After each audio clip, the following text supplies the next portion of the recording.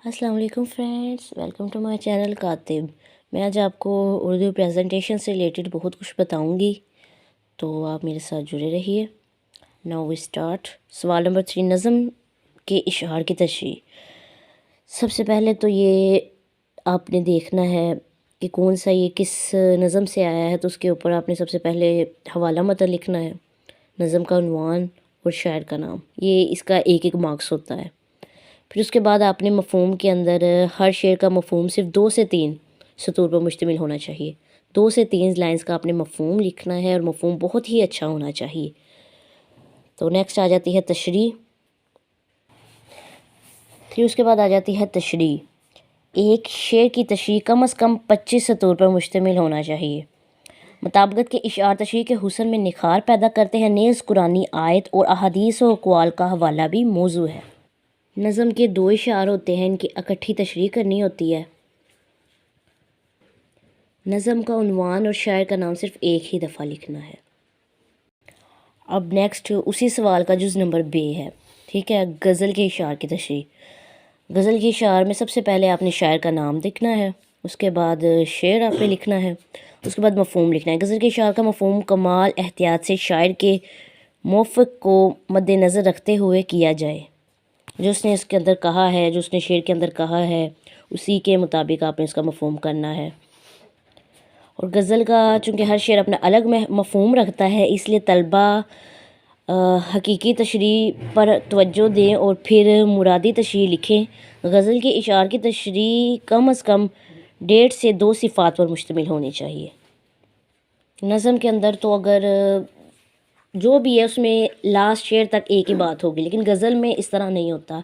हर शेर का अपना अलग अलग मफ़हूम होता है, इसलिए इन्हें अलग अलग करके लिखना होता है। अब नेक्स्ट है सियाक़ व सबाक़ के हवाले से पैराग्राफ की तशरीह, ठीक है। सबसे पहले आपने लिखना है हवाला मतन, फिर उसके बाद आपने लिखना है सबक का उन्वान और मुसन्नफ़ का नाम। इसका एक एक मार्क्स होता है, ठीक है। उसके बाद आपने सियाक़ व सबाक़ लिखना है। सियाक़ व सबाक़ मसाली हो या अजमाली, तलबा से गुजारिश है कि 10 से 12 सतूर से ज़्यादा ना लिखें। 10 से 12 सतूर से ज़्यादा नहीं होना चाहिए, इन्हीं के दरमियान आना चाहिए। ना 10 से कम होना चाहिए और ना 12 से ज़्यादा होना चाहिए। और कोशिश करें कि आप जो सियाक़ व सबाक़ है वो मसाली ही लिखें। यानी सियाक़ का मतलब क्या होता है, कबल, और सबाक़ का मतलब होता है उसके बाद। जो आपको उन्होंने पैराग्राफ दिया है, क्या उससे पहले आया है सियाक़ में, वो लिखना होता है, और सबाक़ में जो उसके बाद आया है। तो आप इस तरह कर लें कि आप 5 लाइन लिख लें सियाक़ की और 5 लाइन लिख लें सबाक़ की। उसके बाद तशरीह। नसर पारे की तशरीह 2 से 2.5 सिफ़ात पर मुश्तमिल होनी चाहिए, ताकि कोई अहम नुक्ता महरूम तशरीह न रह जाए। नेज़ नसर की तशरीह में इशार के इस्तेमाल से गुरेज़ कर सकते हैं, लेकिन कम से कम 2, एक हो जाए कुरानी आयत के हवाले से हो जाए और एक कोई कौल हो जाए या शेर हो जाए। उसके बाद मुकालमा है, ठीक है। ये 11th क्लास का ओवरकोट उसका लिखा हुआ है। तो आपने सबसे पहले मुसन्नफ़ का नाम लिखना है, गुलाम अब्बास। फिर खलासा सबक का हो या नज़म का, लिखने का तरीका यही होगा। अलबत्ता सबक का खलासा 2 से 3 सिफ़ात पर हो, जबकि नज़म का खलासा आधे सिफ़ात से ज़्यादा ना हो, क्योंकि मार्क्स का भी डिफरेंस है। और खलासा जो है ना, आपने जब लिखना है ना, तो अंदर कोई भी इजाफी बात ऐड नहीं करनी। जिस तरह हम तशरीह में ऐड करते हैं, उस तरह कोई उसके अंदर हवाला नहीं देना, आपने कोई शेर नहीं लिखना, और ना ही स्टार्ट पे आपने शायर का तारुफ लिखना है। वो डायरेक्ट आपने बात करनी है, वो जिस भी चीज़ के मुतालिक है। ओवरकोट है तो उसको आपने स्टार्ट करना है, तो जो बुक में लिखा हुआ है आपने उसको थोड़ा सा शॉर्ट कर देना है, वही लिखना है। आगे मुकालमा आ जाता है। मुकालमे में सबसे पहले मंज़र लिखना होता है। मुकालमे का मंज़र 1 या 3 सतूर तक हो जाए। और मंज़र वो होता है जो, अगर डॉक्टर और मरीज़ है, मरीज़ आया है क्लिनिक में, बाहर से आया अंदर क्लिनिक में, और उसने डॉक्टर से आते ही सलाम लिया, फिर आगे उसके डायलॉग शुरू हो जाते हैं मरीज़ के और डॉक्टर के। और आपने ये बिल्कुल इस डॉट्स के आगे ही लिखना होता है।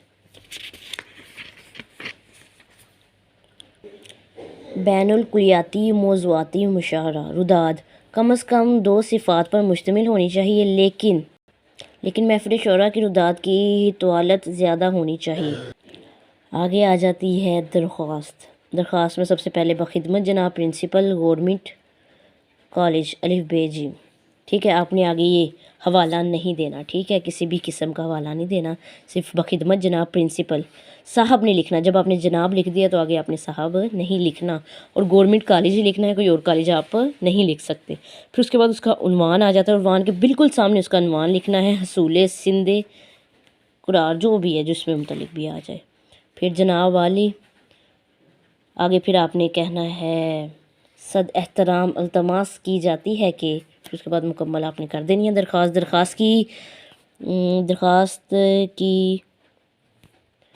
दरख्वास्त की तवात उन्वान के मुताबिक होनी चाहिए। तलबा से गुजारिश है कि ये दरख्वास्त को,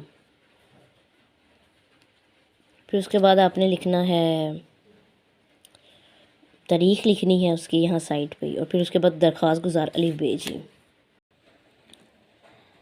जी फ्रेंड्स, तो जैसा कि मैंने आपको उर्दू की मुकम्मल पेपर पैटर्न और प्रेजेंटेशन के बारे में बताया है, तो इसी तरह आपने करना है। कोशिश करें आप इसी तरह राइटिंग कॉपी करने की भी कोशिश करें।